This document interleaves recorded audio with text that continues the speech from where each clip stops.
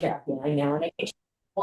Because I mean, Yeah. I know they're not. I'm getting ready to go back to Colorado. I do have a pretty good teacher there, so. Oh, good. Really, your vocal cords are off. Now, No, no, what's that? I mean, he's not running back and forth. But he's constantly. Kitchen here. I did. And then at the end. What I know is a pain in the neck. In the middle of even the line, as we're standing. There was some good. So towards the end. And he also. Just rocks and jumps and throws his guitar to the. It was good.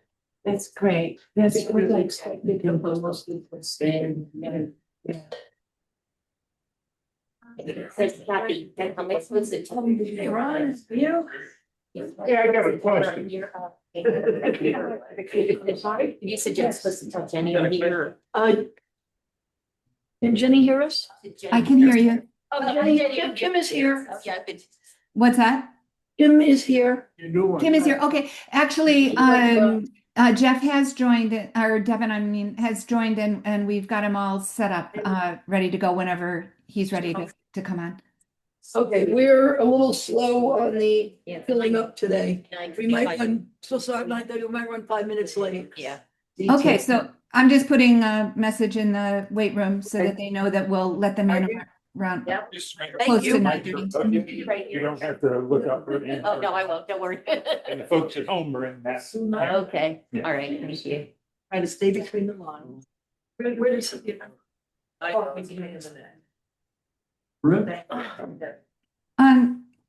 Kim, can you hear me? Yes, I can. Hi, good morning. When you get ready to speak, yeah, if you could move back a little closer to that round table, you'll show up better in the camera. That's better. Is that better? That is, yeah, thank you. If it's here or here. Or if Jeff can do something with the camera view. Mhm. Yeah, I need to do that.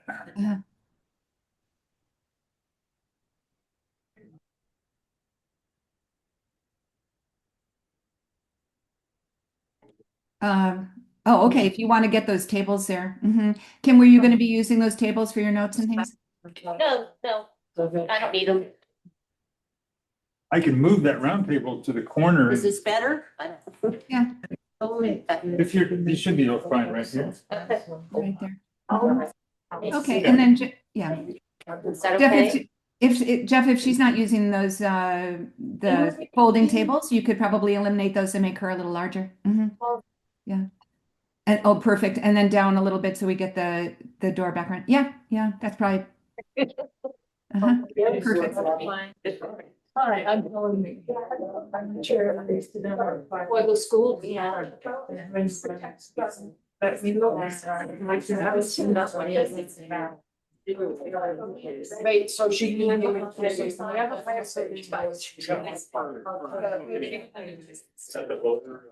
this is the one. No, this is the one. Oh, I never knew. I am. Nice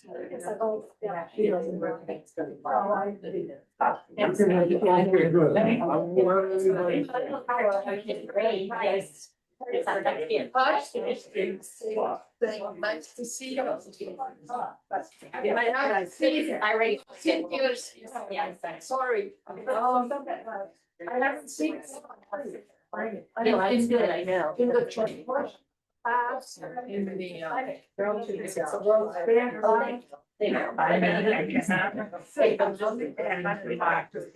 Okay. Okay. Oh, no, I'm in here. I decided.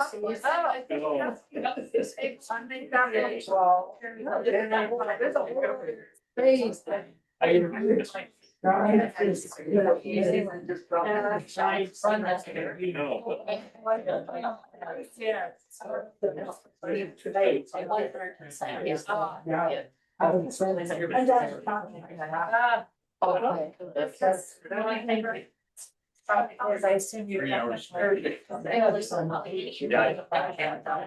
5 hours. That's right. Now? Yeah. It's only a one day next week. Oh, so you're right. Yes. No. No, it's,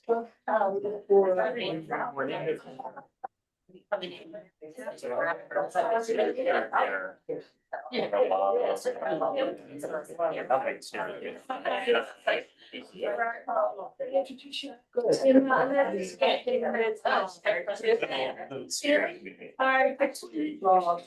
Running the meeting today. I used to like to see. I was the nice to meet you.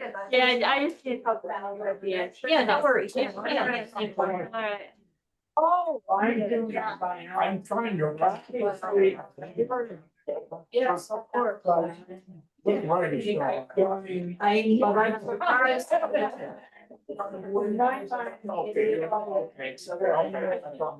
All the way.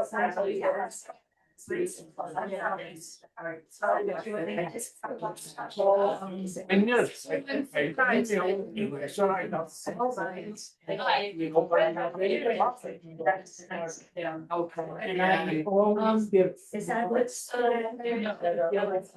yeah, okay.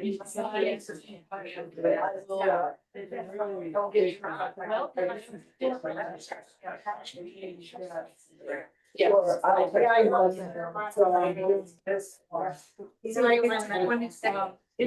I think so. I felt like this. And I think it's signed by information. I think I did, but I here is yes, we're here. It's Wednesday. We're leaving on Friday. Oh, it was Wednesday. I'll bring these guys my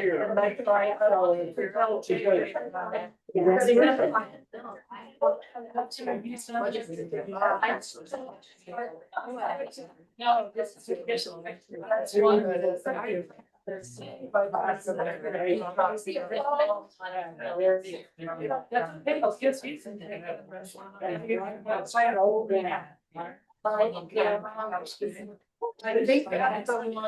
I know. She's in the I was.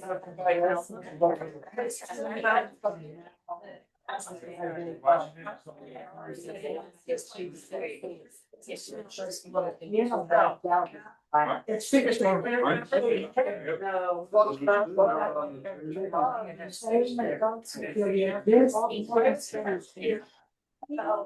Geez, I lost trouble in dead. I've ever been out. That's my. How are you? Yeah. See you. See you. No, I run into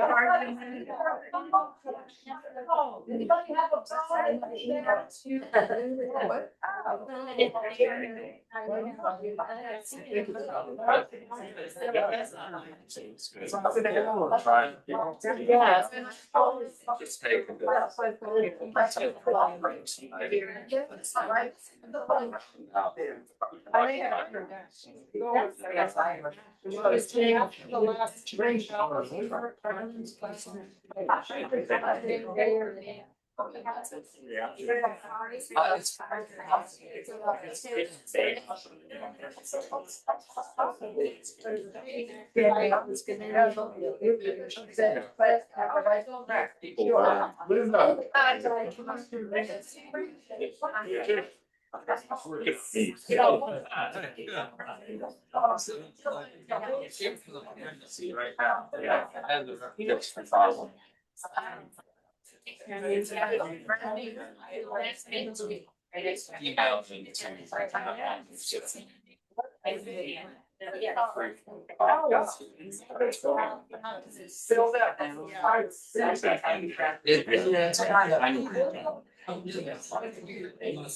Spot. Monday at the open. Yes.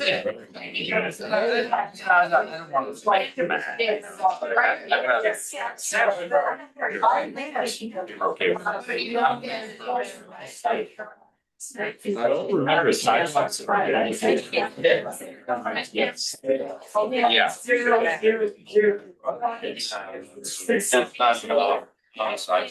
So I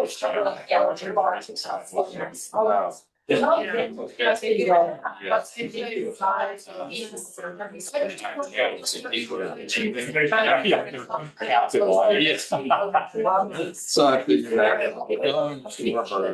get trained. And then go back down. Yeah.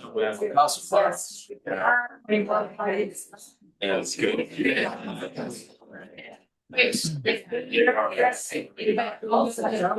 all. It's,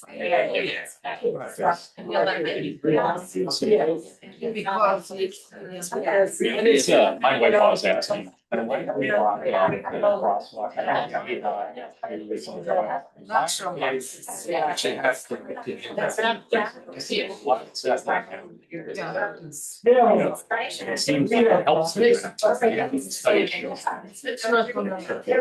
Yeah. The owner. Great, again, yes, I am, yes, I am. Yeah. Well, And such a sort of. said I didn't want to say because I'm trying. Yes.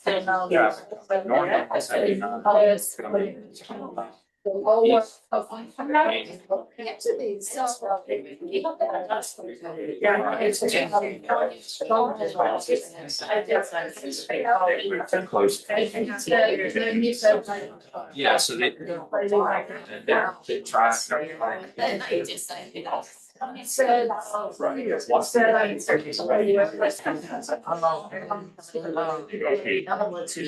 There's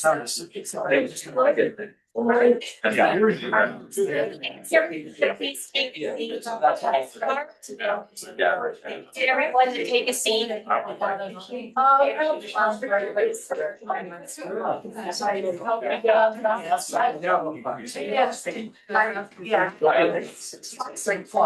Welcome everyone to the DORR breakfast this morning. I'm filling in for Ellen, which is big shoes to fill, but I'm here. So I want to ask who has first time coming to one of our breakfasts.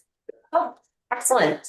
Thank you. Great. Thank you for coming today. So it's been another quite a week with Trump and his cohorts, as we know, but today's speaker is a perfect person to have with us today.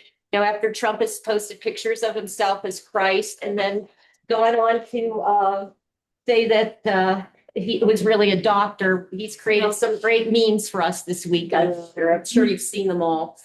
Also, then going after the Pope and attacking him.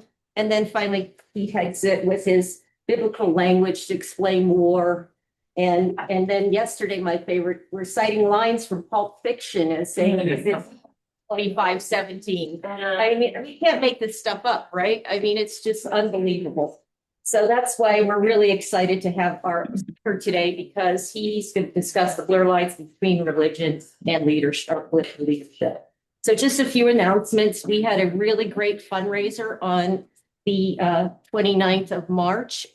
We raised for Adrian Fontes. We raised over $27,000. And we just keep going up. You know, with Chris Mays, we did 26, now 27. So we're going to go for that 30 because we have another fundraiser coming up for Katie Hobbs on May 2nd.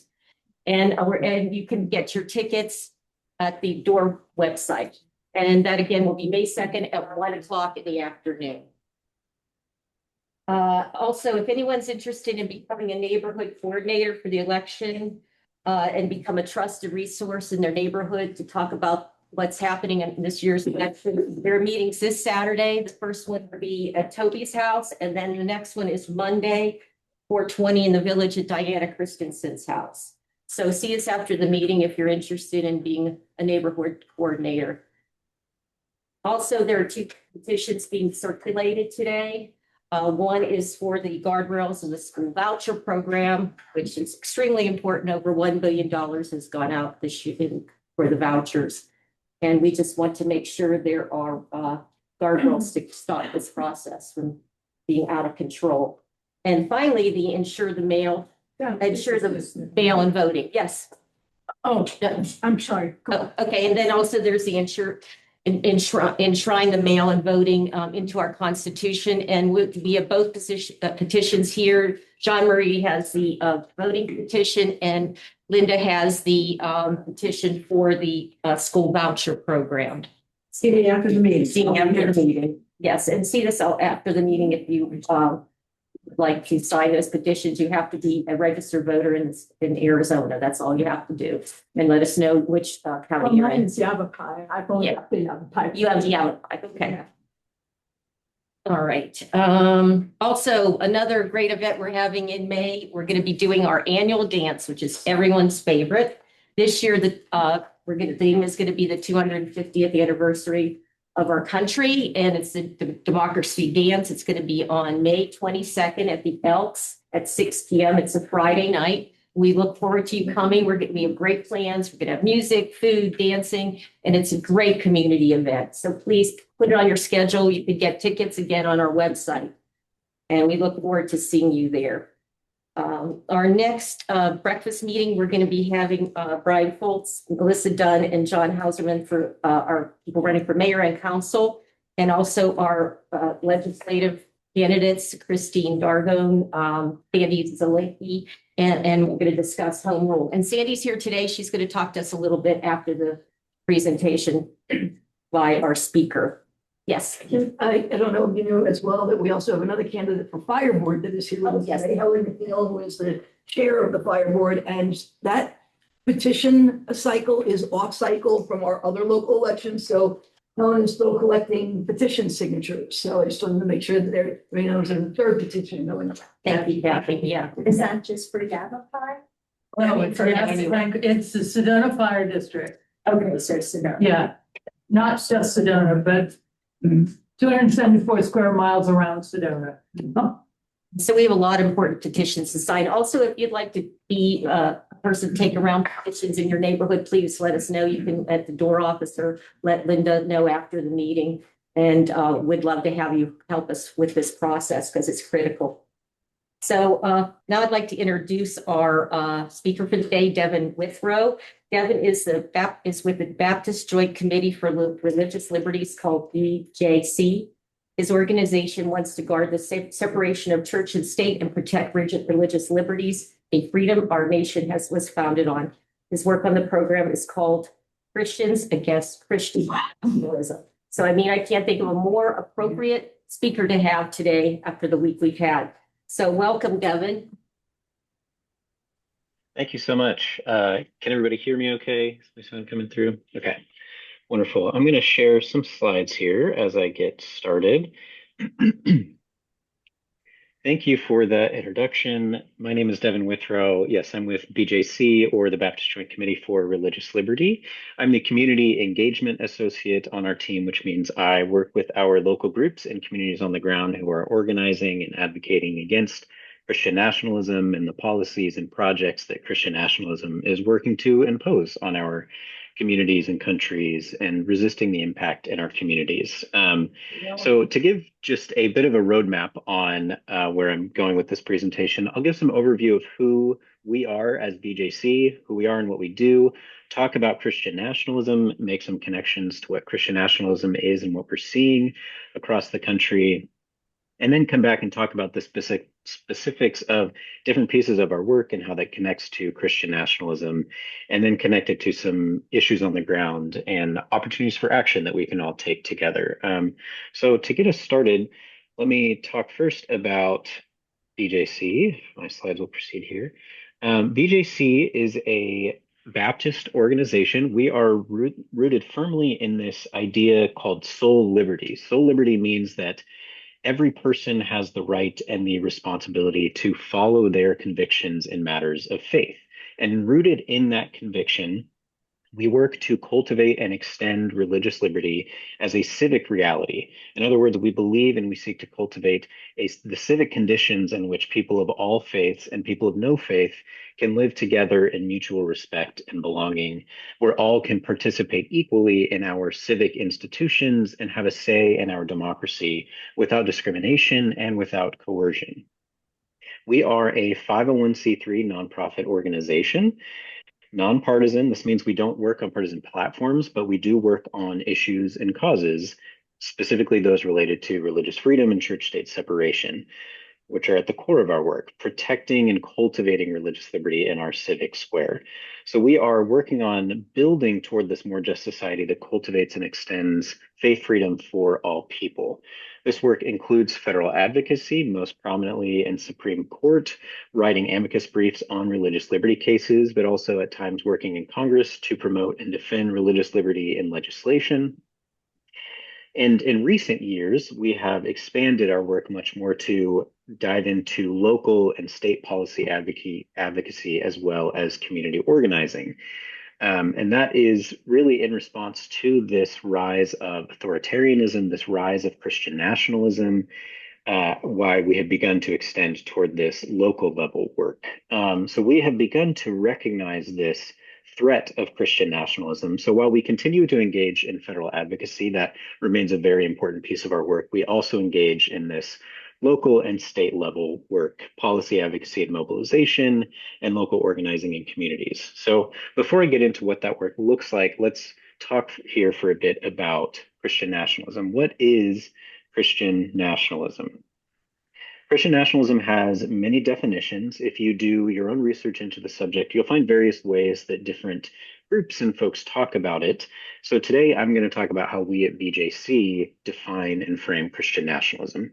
We talk about Christian nationalism as a political ideology and cultural framework that seeks to merge American and Christian identities. It suggests that real Americans are Christians and that true Americans are Americans with a particular set of political beliefs.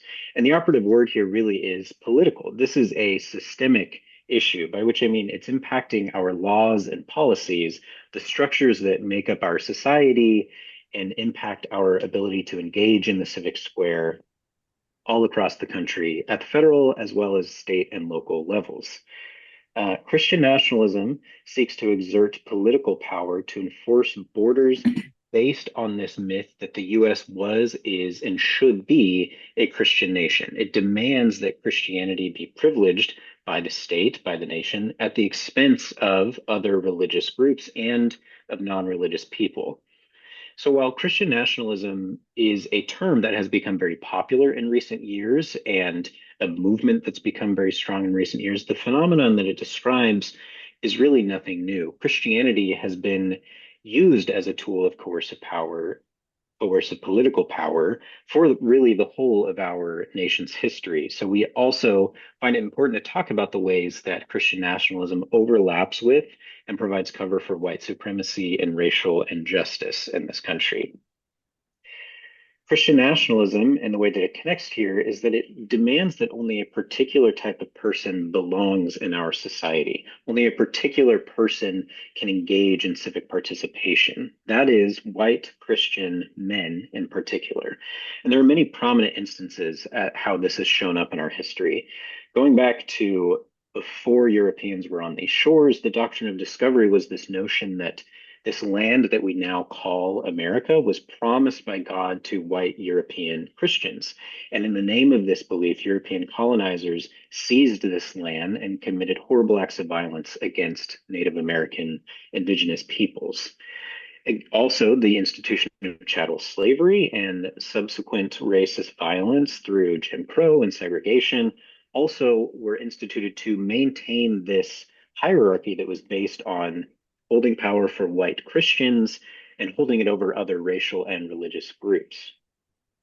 Also in our history, there is this history of anti-Asian hate, particularly when Chinese immigrants started coming here in the 1850s. They were targeted by anti-immigration legislation.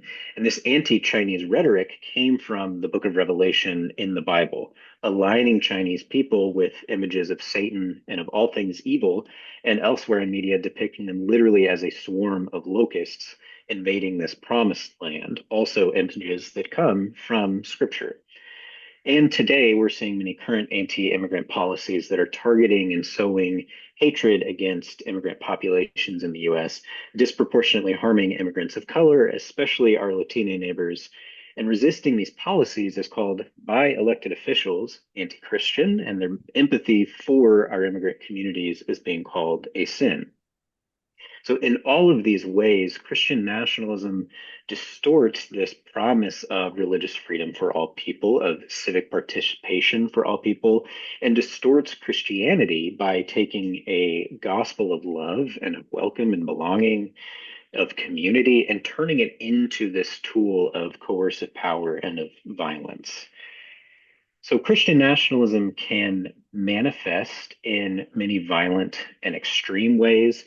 The January 6th insurrection is, of course, an extremely prominent example of this, in which political cause was infused with religious fervor. Participants carried Christian symbols like crosses and flags that had religious slogans, invoking God's authority to justify their actions, this violent takeover of the Capitol. Similarly, the Reawaken America tour was a series of events that blended far-right political ideologies with Christian faith, promoting this idea that America is a Christian nation and advocating for policies that reflect Christian values, using Christian language and symbols to justify their political and cultural positions. But Christian nationalism does not only show up in these extreme ways, it also shows up in our everyday lives in ways that may seem more innocuous. It can look like American flags in churches that suggest potentially that fidelity to America is the same thing as being a Christian, or blending political ideologies with religious teachings.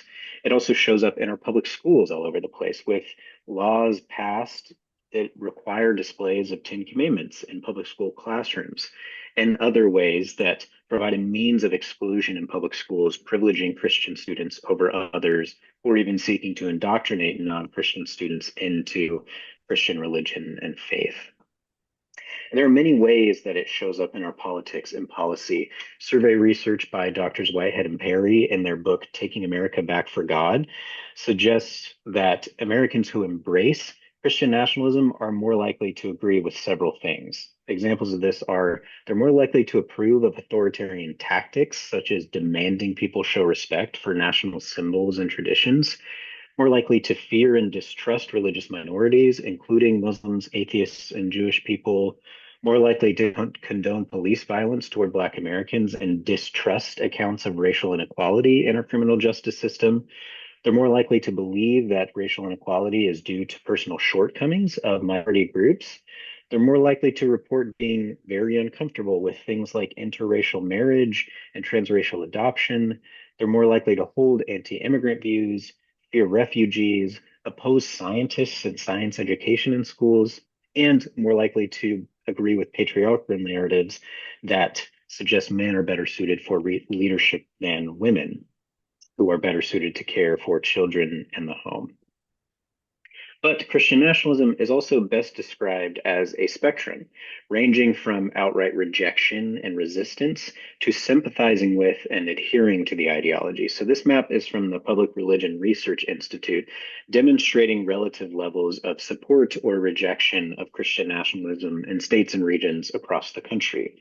To find this data, they surveyed participants and asked them to respond to certain statements, finding that folks who adhere to or sympathize with Christian nationalism are more likely to agree with these statements. So the US government should declare America a Christian nation. US laws should be based on Christian values. If the US moves away from our Christian foundations, we will not have a country anymore. Being Christian is an important part of being truly American, and God has called Christians to exercise dominion over all of these areas. So you can see kind of the geographic trends of where Christian nationalism finds more or less support across the country. And this particular map is an updated one from 2025 with their most recent survey data that they did this past year. Now, in 2019, we at BJC began to respond to Christian nationalism, including Christian nationalism in this scope of our work on religious freedom and church-state separation, because we see Christian nationalism as a threat to religious freedom of all people. And we called this initiative Christians Against Christian Nationalism. It wasn't a response into any one particular event, but rather recognizing this growing ideology was having an impact on our politics and policy in this country and motivating this increasing authoritarian movement in our politics. So we, as a Christian organization with other partners who are part of this campaign, reject Christian nationalism, believing that people of all faiths and people of no faith have the right and responsibility to engage constructively in the public square. We believe that one's religious affiliation or lack of religious affiliation should be irrelevant to one's standing in the civic community, that religious instruction is best left to houses of worship, other religious institutions, and families, not the role of the government or of schools. America's history and commitment to religious pluralism enables faith communities to live in civic harmony with one another without sacrificing our theological convictions. And we believe that conflating religious authority with political authority is idolatrous and often leads to the oppression of minority religious groups and other marginalized communities, as well as just the spiritual impoverishment of our religious identities. So I want to talk now about some various aspects in which we work.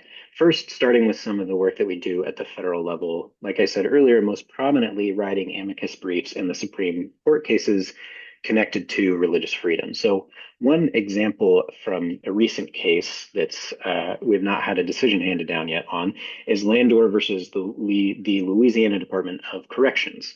At the center of this case is this question: if a prisoner's religious freedom rights are violated, can the offending officials be held accountable for money damages? Our position on this is yes. Prison guards in this case cut a Rastafarian prisoner's hair despite him having provided them with information about his legal protections and his right to wear his hair as a religious observance. And we believe that the court may order money damages as appropriate relief pursuant of federal law in this case. Prison guards cannot forcibly shave someone's head if they're practicing a religion that requires long hair, which is exactly what happened to Damon Landor in this case.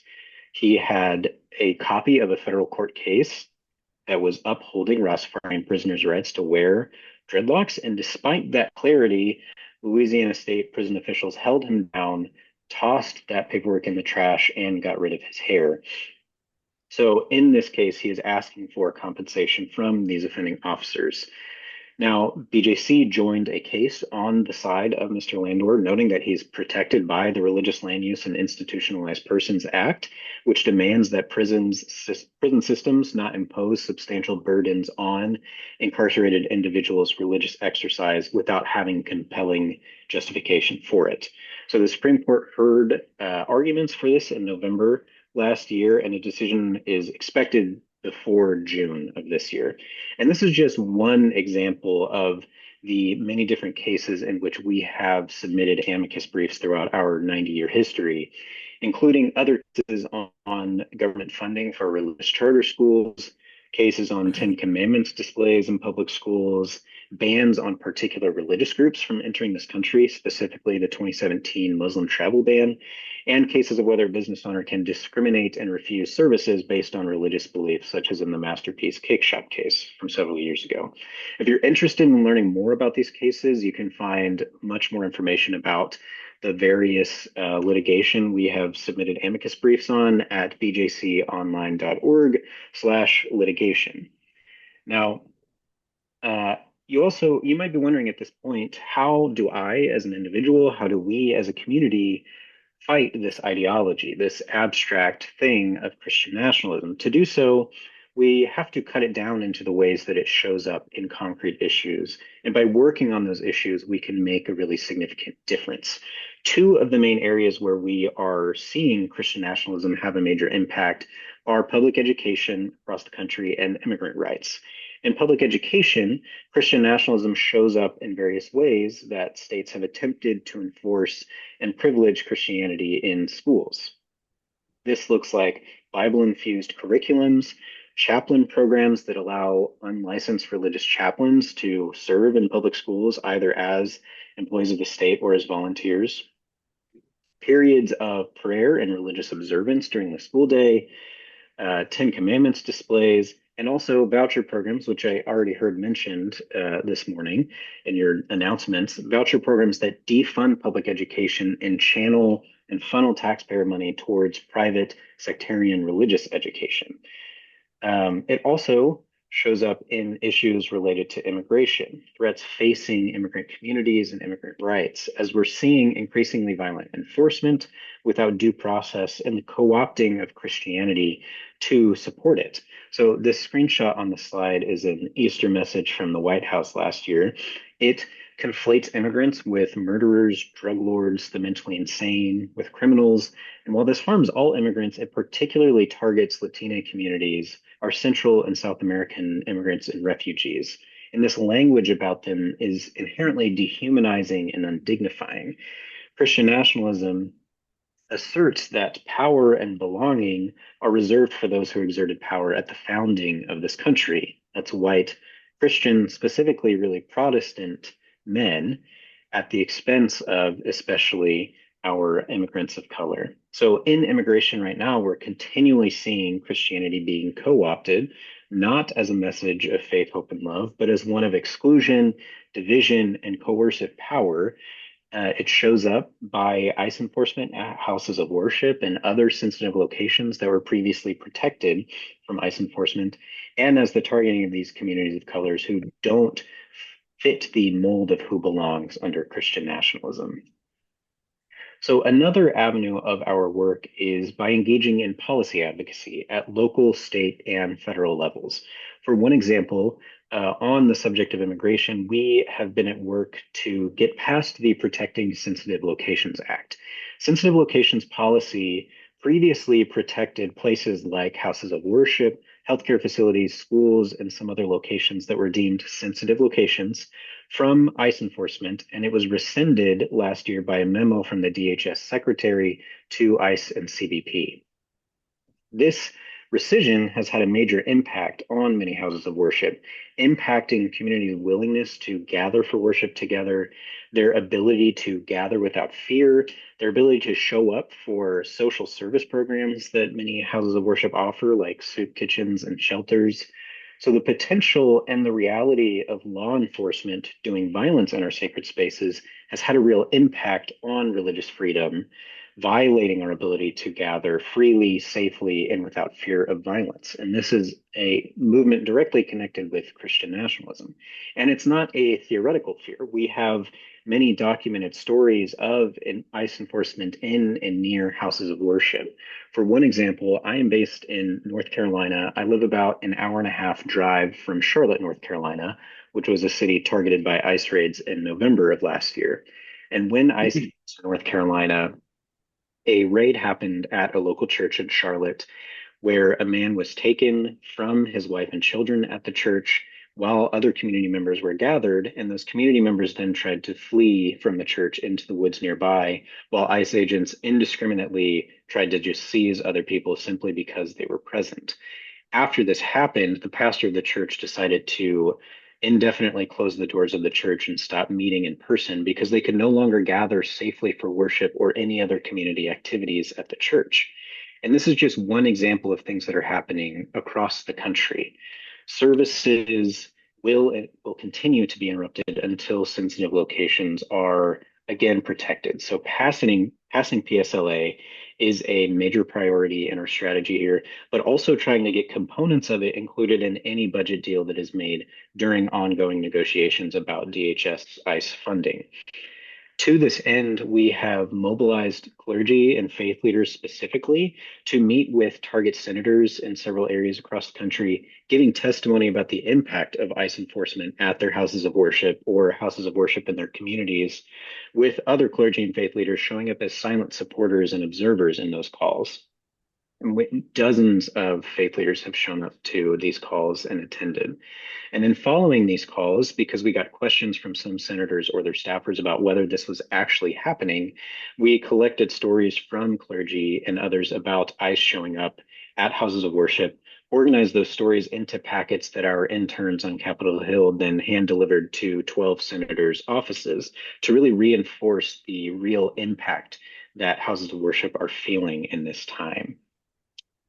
Now, Another strategy to engage Christian nationalism and related issues is at the local and state level through organizing local groups in partnership with volunteer leaders in communities across the country. So we have over 20 local groups who are working to combat Christian nationalism and promote religious freedom and church-state separation. This is where our local groups come in and where my role on our team resides. We develop local volunteer leaders to organize and take action in their communities.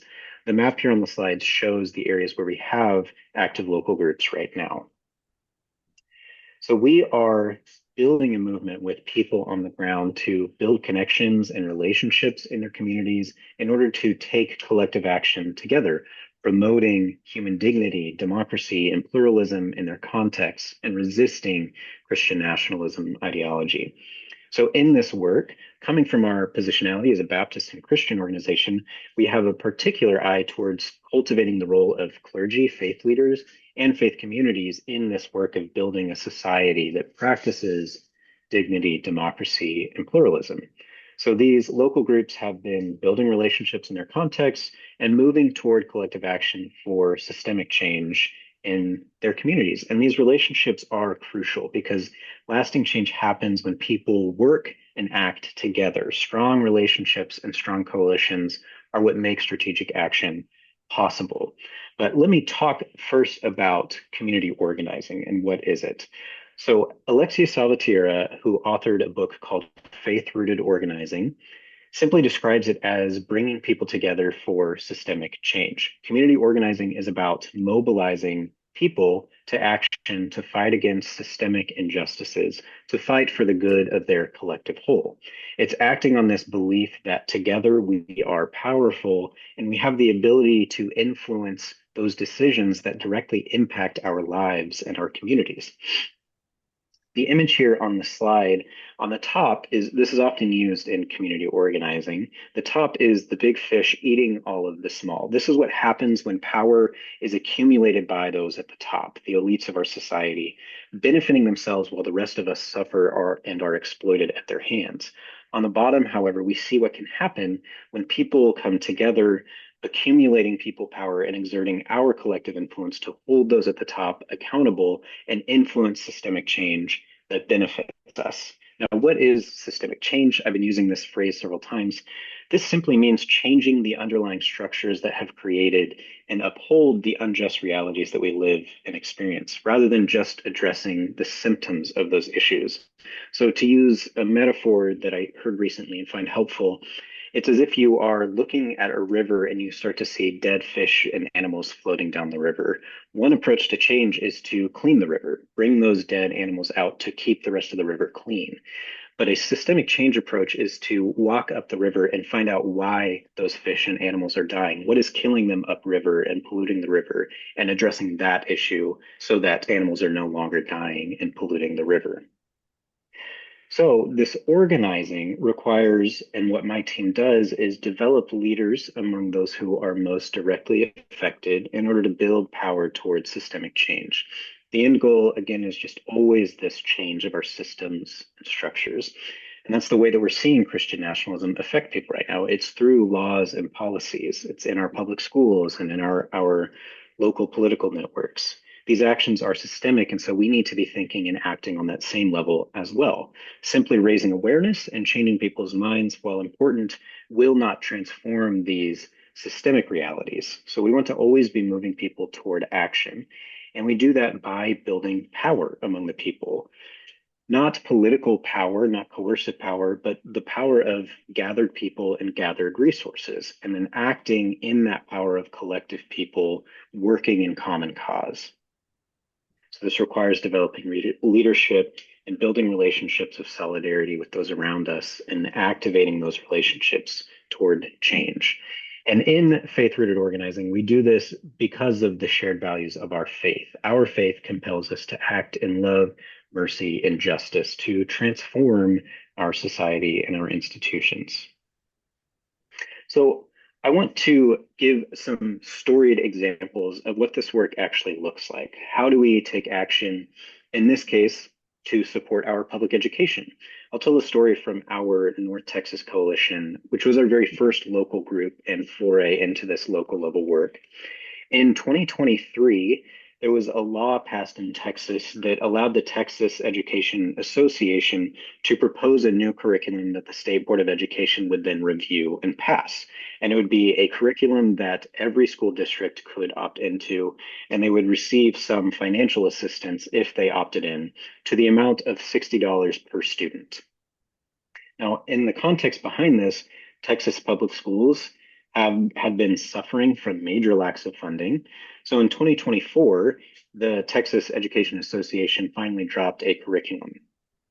There was no transparency about who created it, where it came from, but looking at it, it was absolutely filled with Bible lessons, Christian religion. Kindergartners were learning about the creation story from the book of Genesis. They were learning the Sermon on the Mount in their texts. So this dropped on May 19th of 2024. And there was a window of public comments that was held until September of that year. And in September, there was an opportunity for in-person public testimony, which gave basically 2.5 months for review of the curriculum and action planning.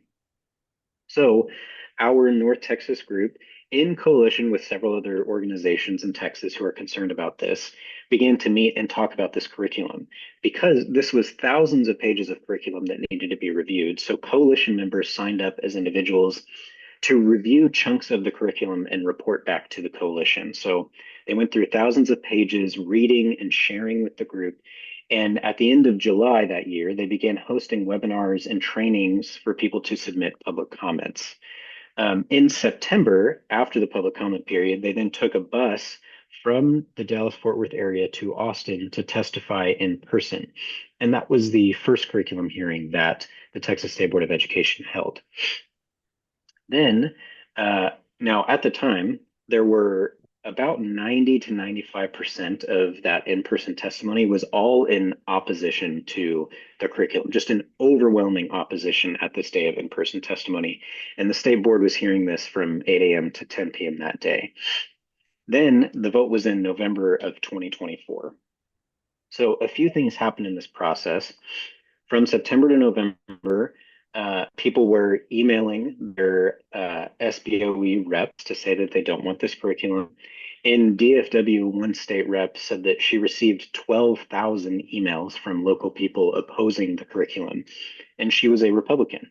And because of those emails, she had previously been in support. She actually flipped her vote. So what was originally 5 Democrats opposing and 10 Republicans supporting, slowly, including this one example, became a 7-7 divide. So we had flipped Republicans and made it a bipartisan opposition to the curriculum, which meant there was one vacant seat. Normally there's 15 seats on the Texas State Board. There were 7 votes in opposition and 7 in favor, meaning it was a tie because there was one vacant seat with no vote. Now, what happened with that vacant seat was very important. In November, there was an election held, and that seat on the board was reelected.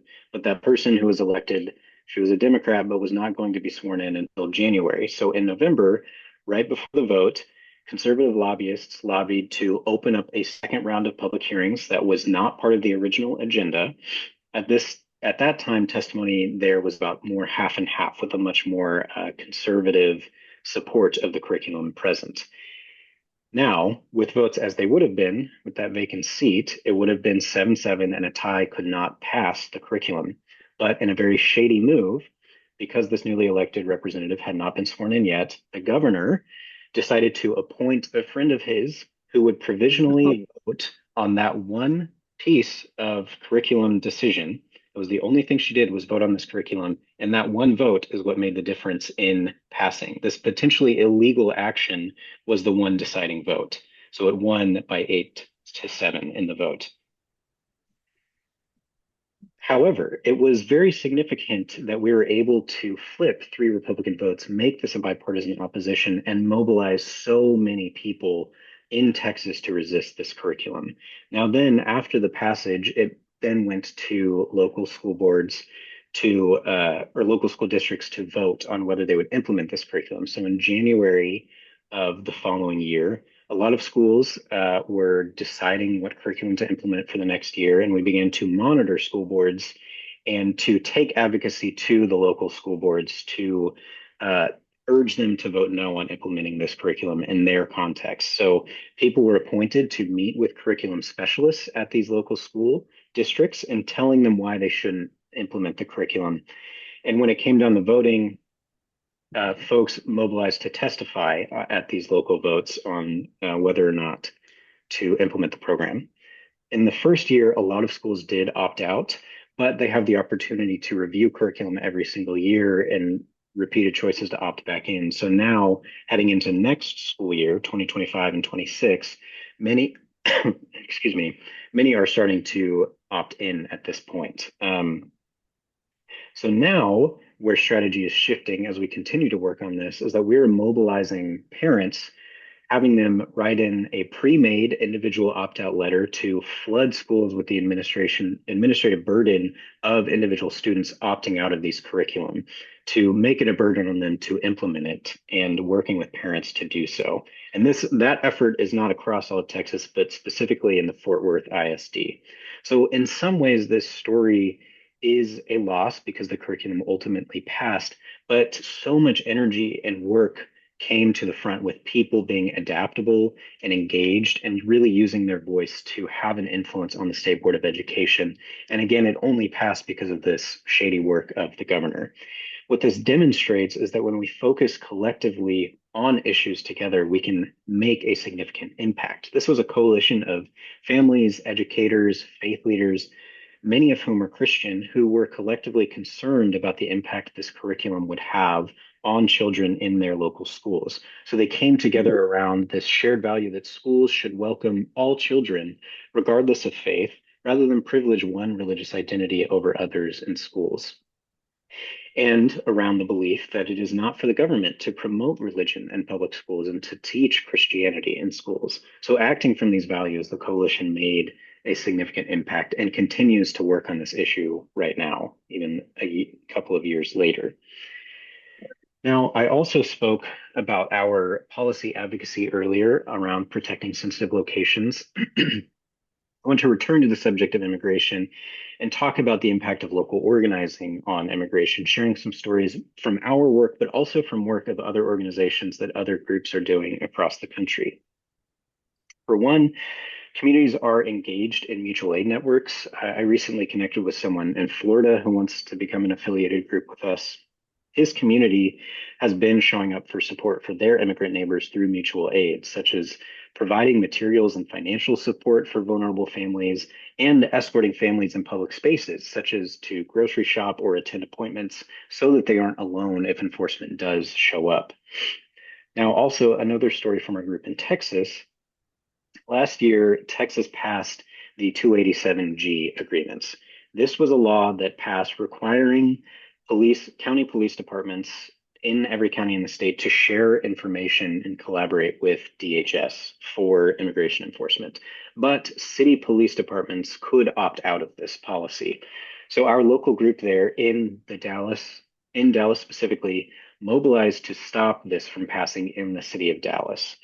Now, on an initial vote, the city council voted no, that they were not going to cooperate with ICE, but the mayor of Dallas wanted to push it and brought it back for a second round of voting. So the issue was then reopened again and forced a second vote. Now, mobilization for this looked like a mass statement that many folks in the community signed on to that was sent to the city council to read and review, but also phone calls, meetings with city council members, and a rally outside of city council before the second vote, as well as testifying in public hearings. And again, on the second vote, the city council voted no, and this time added an addendum to their decision that said they would never vote on the issue again, having their decision in perpetuity as the city council, which was a major win on this one issue. There are also people responding in still different ways. So there is a group that we're connected with in Los Angeles who does organizing around labor and around immigration. And they are part of a coalition calling themselves the Godmothers of the Disappeared. And this is a group of clergy women and lay leaders who have formed to bear witness to people being disappeared by ICE and detained. So starting last May, they have been gathering outside of the federal building and ICE detention center in downtown LA every week for a weekly vigil. They're demanding release of people detained, bearing witness to those who are disappeared, and calling on ICE agents and other officials to conscientiously object to and refuse their unlawful orders. So again, they've gathered every week, continue to do so, and will do so until those demands are met. So I tell these stories to give a few examples of how people are pushing back against Christian nationalism. It's impacting our communities in so many different ways as this threat of authoritarianism motivated by Christian nationalism that's using Christianity as a weapon and tool against us, the people. But people are resisting in many creative ways and having an impact in their local communities. Not every action is a victory, but it matters that we continue in this work. And it's a victory that people continue to engage more and more and are stepping into their agency to take part in building a better society for all of us. Now, I also want to speak a little bit to your context in Arizona. I am not an expert on Arizona and what is happening in your community, and Arizona is not a place that our organization has historically been very deeply connected. But I do want to name a few things, and some of this already came up this morning in your announcements. For one, I know that Arizona has some pretty aggressive local voucher programs through Education Savings Account, but it sounds like y'all are already engaged in work to resist and oppose in your community, and I really applaud that you are already engaged in that. And also, Senator Kelly of Arizona on a national federal level has introduced a bill just this week to repeal the national voucher program that was passed last year as part of the budget reconciliation. This national voucher program allows individuals to claim a dollar for dollar tax credit for donations that they make up to $1,700 to organizations that fund private K through 12 educational institutions. This has potential to cost taxpayers tens of billions of dollars per year. So again, relevant to that, Senator Kelly has introduced this bill to repeal that. Now, with the state of our Congress right now, it remains to be seen how that bill will proceed, but it's important to monitor. Also, some ways that you can engage with our work around immigration. We are to support PSLA. So if you are interested in learning more about that and urging your representatives to support PSLA as well, you can go to bjconline.org/make-a-difference. And we have an action form there that you can fill out to send your representatives a letter. Also, I want to talk about one last thing here, which is something I haven't mentioned yet, but is a new proposed rule change by the Housing and Urban Development Department. This is a full thing that will impact all states across the country and communities. As I talk about this, feel free to scan the QR code here to visit the keepfamiliestegether.org website and learn more about this. So to give some context, the Housing and Urban Development Department of the United States has proposed a rule change that would allow them to evict mixed immigration status families from HUD federal housing across the country. This is an attempt by the administration to continue scapegoating immigrants, blaming them for the housing crisis, as well as simply undermine federally assisted housing initiatives in general. This rule change, if it passes, will directly threaten 80,000 people with eviction, including 37,000 children, and it will also impact everyone in federal housing, millions of people, including seniors, people with disabilities, and many others who rely on federal housing. If they're unable to provide documentation of their citizenship, they will simply be evicted. This rule change would have an enormous impact on people across the country who rely on this federal housing. So there is a public comment submission period. These federal agencies depend on these public comments to assess the real impact of policies on local communities and their actions, what they do to the public. So they're required by law to receive and consider every comment that they receive. So the more comments and the more unique comments they get, the better. So the Keep Families Together campaign is urging people to make public comments to HUD about the impact that this rule change would have on their community. So I'm asking all of you here today to consider making such a comment. The deadline for public comments is April 21st, next week. It's a pretty short window. So this needs to occur in the next few days. If HUD publishes this damaging rule, these public comments are also remaining very important because they will provide extremely important information for any legal challenges that might come up for the rule if it were to pass. So any person, group, or organization can submit a comment. Comments can be submitted anonymously or even by a third person, such as a friend or a representative. But they must be fewer than 5,000 characters in the submission portal unless you attach a PDF, which is an option you also have. So let me talk a little bit more about what this looks like. The most direct way to take an action is to submit a comment on the proposed rule at regulations.gov. You can also visit keepfamilies.together.org, read more about this rule change, and they have a link on that website to this portal where you can submit a comment. Like I said, comments are open until April 21st. So how do you submit a comment? First, you need to draft your comment. If you're not sure what to say, I'll provide some pointers on the next slide. You can complete the comment form for the proposed rule. You can comment again anonymously as an individual or an organization. If you submit as an individual organization, you do have to provide some personal information when you do so. And then last, if you do this, I would love for you to let me know that you submitted, and you will receive a confirmation number once you submit your comment. And if you could email that confirmation number to me at dwithrow@bjconline.org. We want to track the collective impact that public comments have on this rule change, and we can do so by having a sense of people's comment numbers and tracking how many people submit.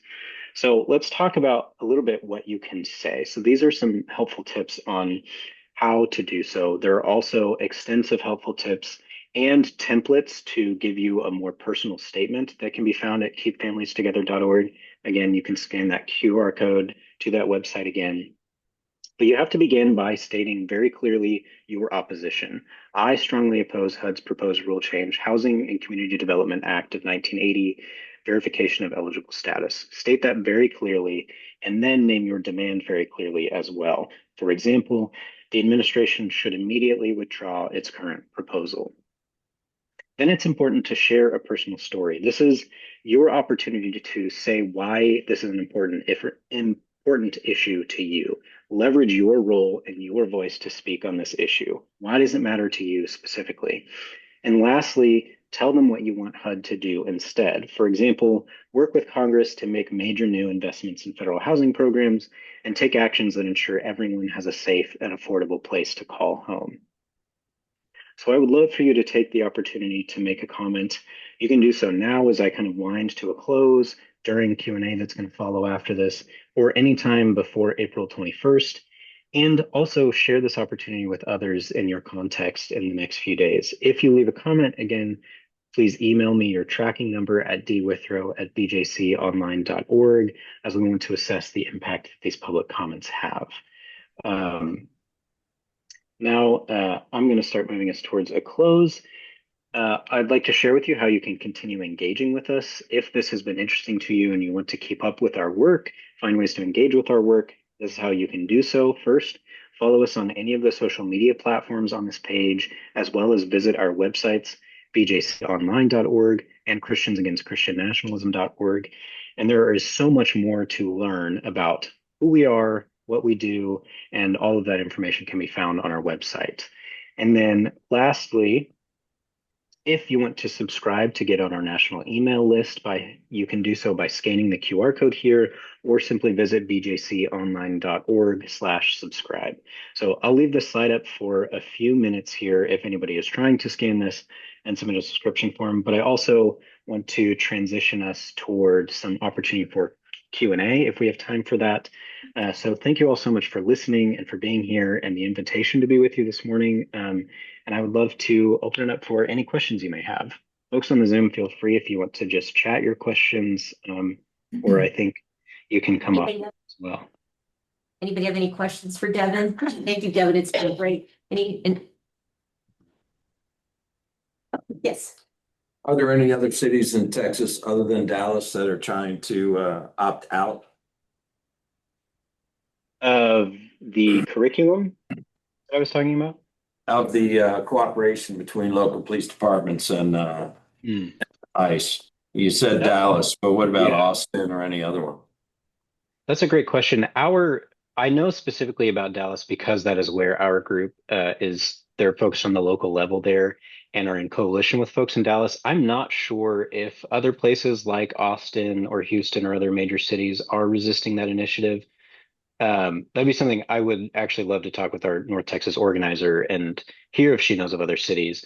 I would imagine that perhaps there are, but I don't know specifically. Yes.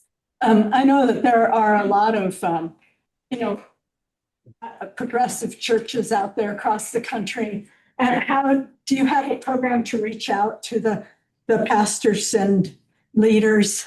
And how do you reach out to them? How do they find out about you? Yeah, great question. I'm glad you're asking that. Yes, we do. So there are a couple ways that we're connecting with faith communities.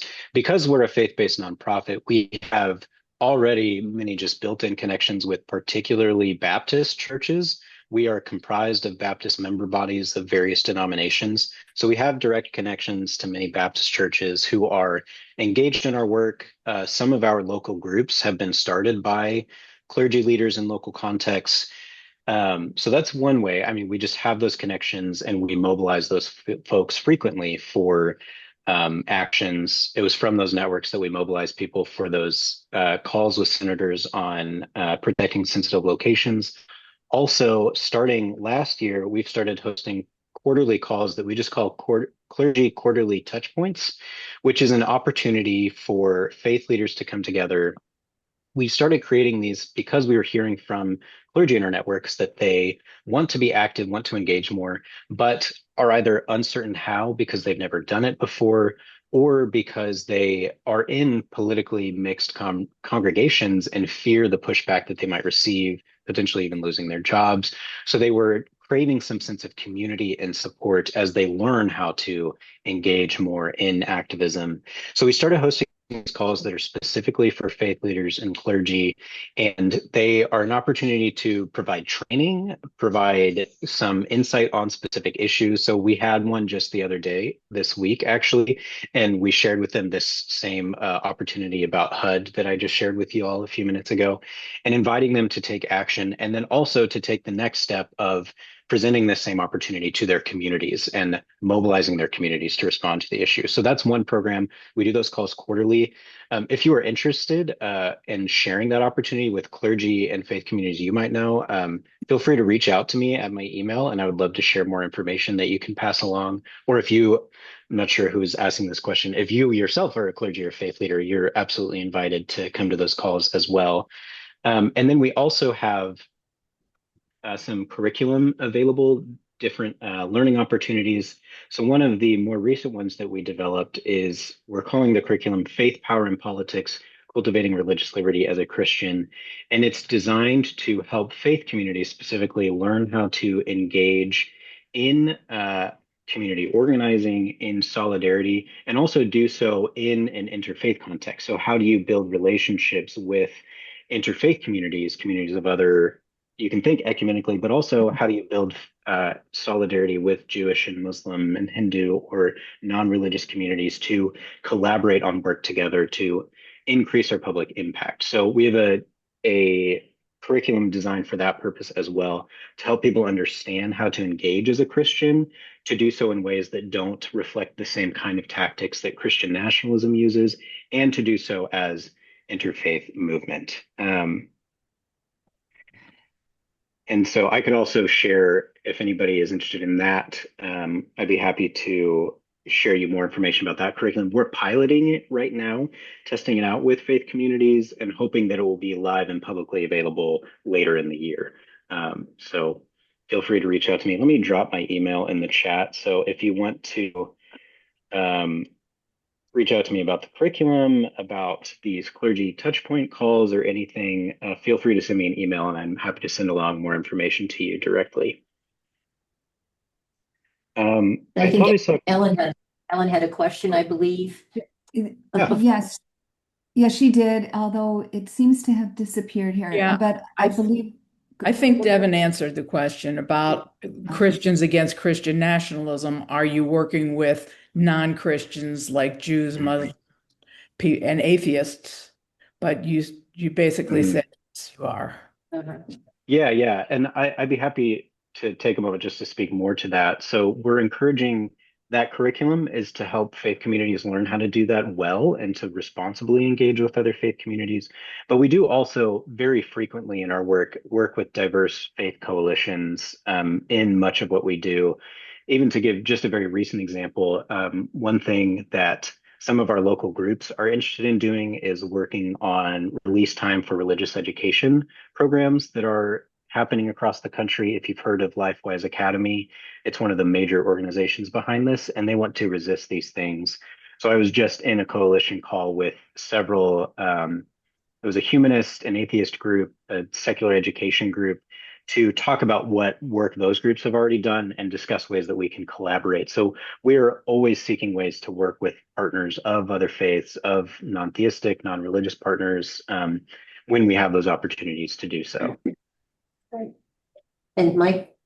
Yeah, this week in particular, we've seen a lot about a sort of crusader Christian ideology, and you haven't really talked about foreign policy at all yet, about how Christian nationalism impacts that. And there are certainly some Christian denominations that are pushing this idea of the second coming of Jesus is dependent on Armageddon in the Middle East. Could you comment on that, or what are your thoughts about that? I don't know if your group is doing anything about that, but I'd like to know, what is Christian nationalism? What are their plans in that? And how closely do they affect our current foreign policy? Yes, so I'll say our work and our expertise is really in domestic policy, so we don't engage in as much in foreign policy or international issues broadly. However, yes, you are right. Like the rhetoric of the administration right now, particularly someone named earlier the comments of the Secretary of Defense this week, President Trump's AI generated image of portraying himself as Jesus, like all of these issues are very much merging this, like you named, like a crusader mentality, merging some supposed Christian mission with this work in the Middle East. I'll say it is deeply concerning. It is something we pay attention to, but we don't have as much expertise in foreign policy, and so we don't work on that directly. Though we'll at times make comments. We might in our like social media platforms, or we might have a press release to comment on something that has happened. I don't believe we've released anything this week on what has happened, but it is something that we are paying attention to and, of course, concerned about. There are two questions. There are two Yes. questions on chat. One from Donna. Are the educational programs that you mentioned available to the public, and is there a fee? Yes. So these are available to the public. There is no fee tied to them currently. We have all of our curriculum, those that are live. We have some older curriculum that are available for download now. The more recent one that I was talking about isn't available to the public yet because we're still in the testing phase, but it will be available online for free. And then the like other programmatic things like the clergy touchpoint call is available to anybody, but it is specifically reserved for clergy and faith leaders, not just anybody in the public. It's a community for them, but it is available to anybody, any clergy person who wants to join. Great, thank you. Another chat question from Christine. Ask what can we do to help in Arizona? So one thing that could be valuable help that I briefly mentioned this earlier, but we are continuing to try and support the Protecting Sensitive Locations Act. From what I understand so far, Arizona representatives have not jumped on to support that act, but there is opportunity if, maybe let me drop this in the chat as well. But like I mentioned earlier, we have an online action form where it allows you to just type in your information. It'll pull up who your representatives are, and then you can send them a message urging them to support the Protecting Sensitive Locations Act.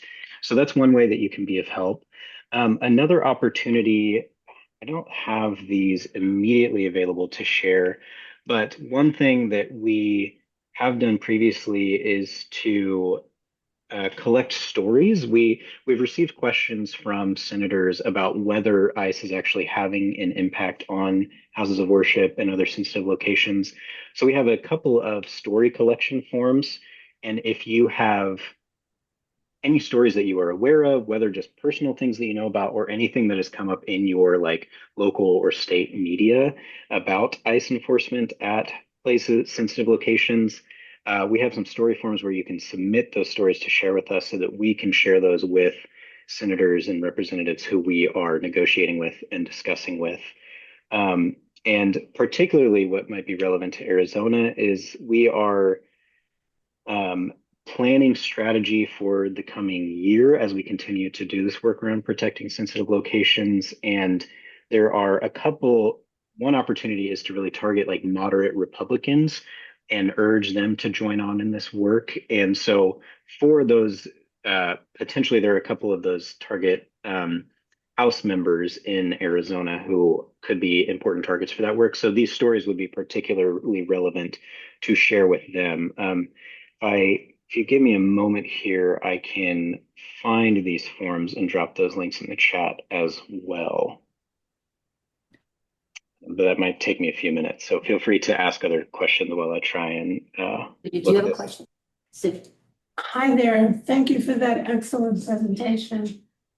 I'm very curious because of my own ignorance regarding religion and the Baptist philosophy. I have a very dear friend who is an Episcopalian minister in Southern California. And at the age of 19, he was already a Baptist minister. And he has communicated to me that the Baptist religion is very right-wing in its application of everything that you have covered so clearly and so well. I've also heard about the Southern Baptist community, and I'm wondering whether this Baptist name of your organizations is an umbrella name and welcomes or is invited by the Southern Baptist organization to be part of it.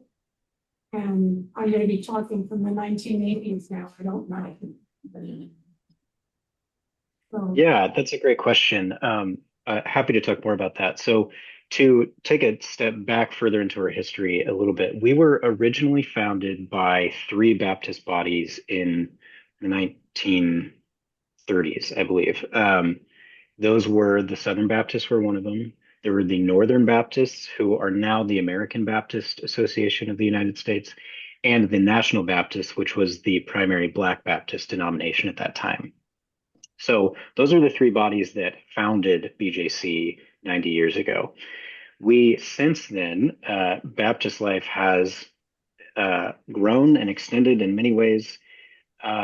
The Southern Baptists are no longer a member body of our work. The Southern Baptists defunded us in the 90s as we became more divided with the Southern Baptist Convention on several issues. So they defunded us. Around that same time, a new Baptist denomination split off of the Southern Baptist called the Cooperative Baptist Fellowship. They are a more moderate to progressive denomination in many ways. One of the core issues that they divided with SBC on was the ordination of women to the clergy. And so the Cooperative Baptists are one of our member bodies. And we now have, I think it's like 13, 14, maybe 15 different Baptist denominations.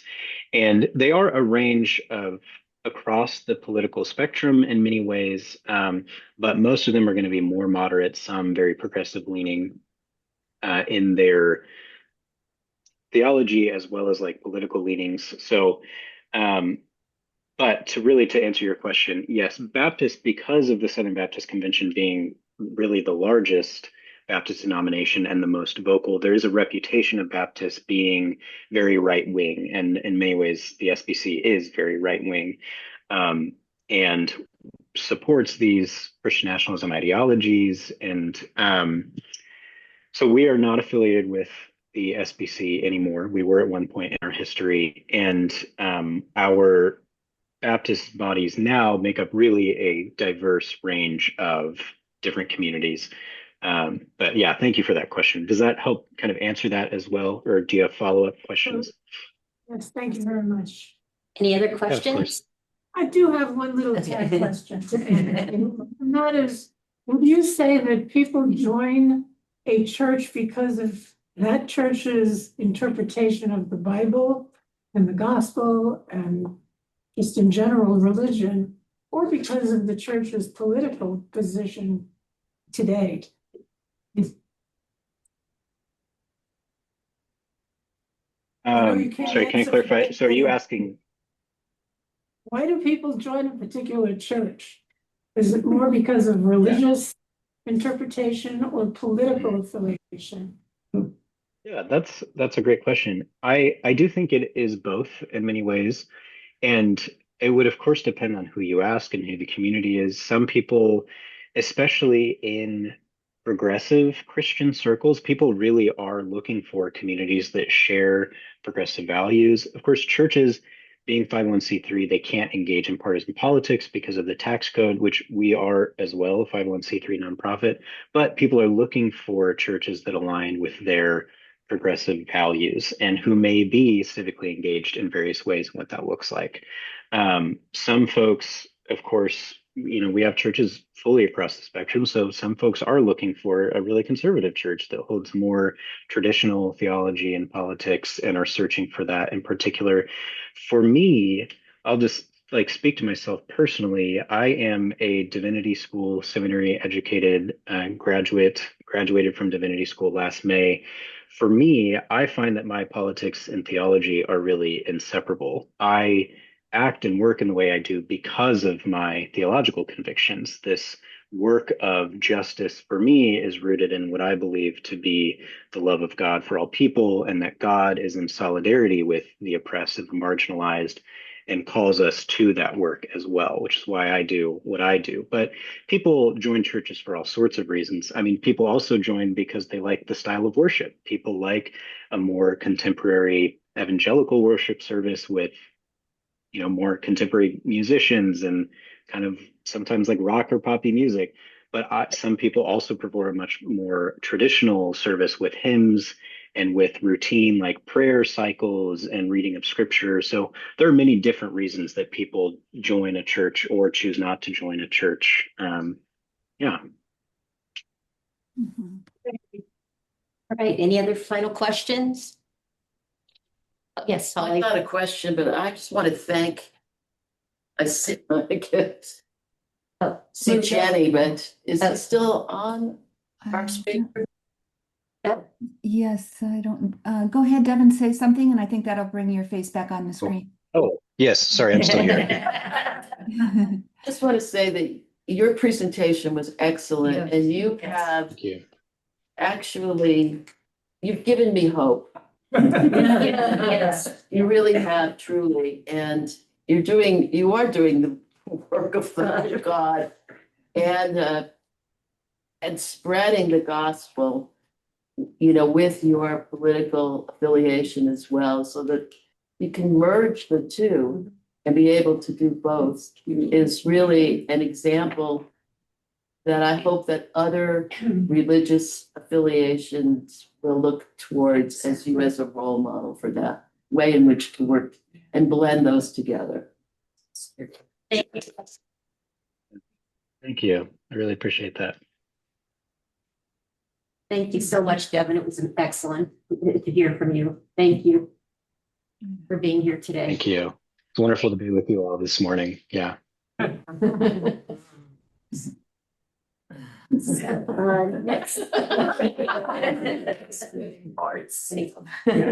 Bye. Thank you. Thank you. Sandy has a few words to say today. Well, I guess it's a good time for me to be here because I am a Christian against Christian nationalism. There's a scripture in the Bible. I have a degree in Bible and theology, okay? And I'm a Democrat. I do not like that the Republicans co-opted Jesus for me. But Giving it back quickly. yeah, they are. And there's a scripture in the Bible that It's James 1:27, and it says, what is the only pure and true religion? And that is that you love, that you help widows and orphans in their time of distress, and you keep yourself pure and unadulterated by the world. So I believe that that means you help the poor and you love people. That's how I translate it. If you don't have any religion, whatever religion you are, you can love people. You can help people. You can give them what you have. I'm running for office because I, like Devin, I cannot separate my faith from my politics. I'm here to help everyone that I can before I die. And that means poor people. I don't care what religion you are. I don't care who you sleep with. I don't care. I am here to help. So I'm going to pass these out. Christine is on the line. And we are having, I'm sure some of you probably know about this, we're having a Meet the Candidates event. That was what you said you wanted. So we're having one for you. We will both be here. Christine and I will both be there. It's at the Church of the Red Rocks next Saturday. Not tomorrow, but next Saturday.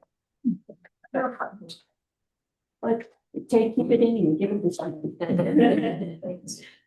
If you have one, give it to somebody. Invite them to come. This is about getting people to meet us and Terry Ruiz, who is running for state superintendent of schools, is going to be there also. And I hope that she will talk about what's going on with the Baptist system. I'm sure she will. And bring, I have some of those petitions. I will bring those, but feel free to bring more if you want to. Also, I will be here in Sedona from Wednesday to Saturday. My whole goal is to go out canvassing. Christina's going to be canvassing with me. If you want to canvass with us, please let me know before we get out of here, and I'll call you and to let you know when we're going to be doing that. It's my goal is to get to as many Democrats as possible before the primary so that they know we're out there and we intend to overthrow them this November. Thank you so much. Anybody have any questions real quick? Yes. I should know this. When is the primary date? July 21st. She knows more. After that, we're going full on attack mode against them. So thank you guys. Thank you, Sarah. Thank you so much for coming, and please sign the petitions if you haven't. You have Jean Marie right here and Linda in the back, and it's going around. And again, if you want to be a neighborhood coordinator, please let us know. You can reach out at the DORR office, or you can talk to me or anyone else. Yes. I just want to give people info. Whoever doesn't know about 5calls.org, it's a website and an app that you can easily contact two reps. Just put in your address, pick an issue that you're upset about, gives you the number, you press call, you read a script. It's so easy.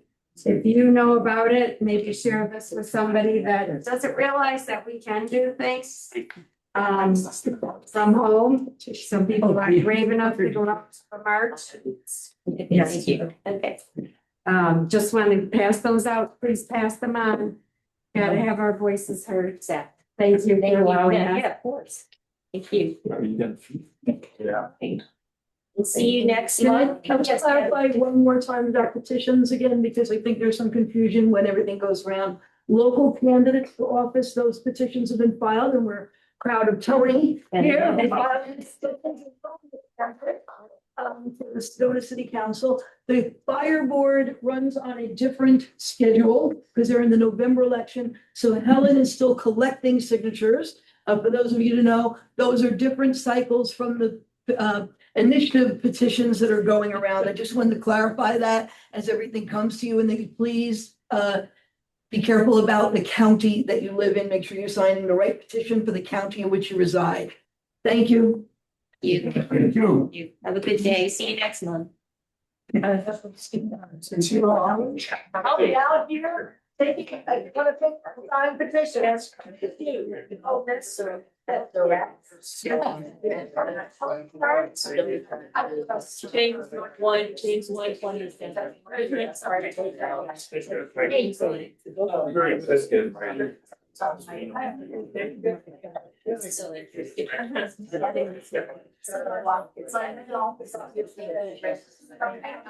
Next month, right? If you got it in the mail, give it to somebody.